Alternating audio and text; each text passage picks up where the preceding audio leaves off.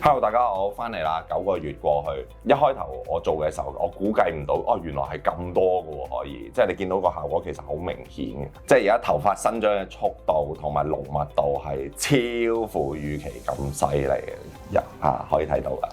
正面嘅改善其實真係有好多，咁因為我從事跳舞行業啦，所以其實我好多時都會上台表演，整頭髮避不免嘅。其實以前好多時我哋都會用髮粉遮蓋啲額前嘅反光位啦，咁但係而家植咗髮之後嘅呢9個月，我的確係已經冇再掂過髮粉㗎啦，已經。佢嘅濃密度係真係多，你見到我頭髮都染埋 ，very good， 超乎預期。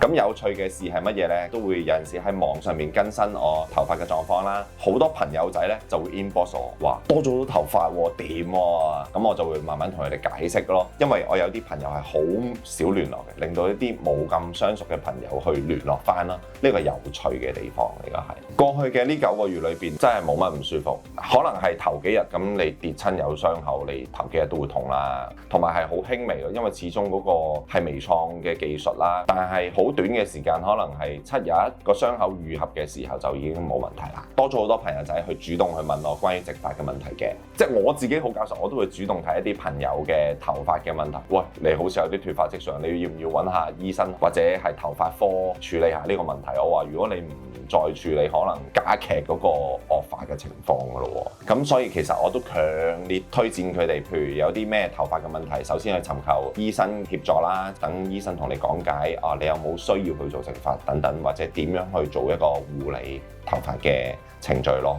負面嘅謠言啊，好多流血或者係植完之後冇呢個效果，其實會唔會係選擇嘅地方同選擇嘅醫生係一個好重要嘅因素呢？我相信係嘅。如果你係貪平，可能喺其他地方度做，的確價錢係平好多，但係你真係唔能夠好保障地話俾你聽好好嘅咯。因為我係經歷咗呢9個月嘅時間同埋呢個植髮嘅手術啦，咁大家都見到我嘅效果啊，即係真係好明顯。其實係在於你去點樣去揾一個適合你嘅地方同埋醫生去處理呢個問題咯。其實植髮係咪真係中年人或者老年人先會需要嘅一個服務呢？其實我覺得唔係嘅。對於年青人嚟講，其實如果佢冇頭髮，你睇落去都好似一個40幾歲嘅阿叔。咁如果佢一個20幾歲嘅後生仔，如果要靚嘅話，係咪需要好好保養啲頭髮呢？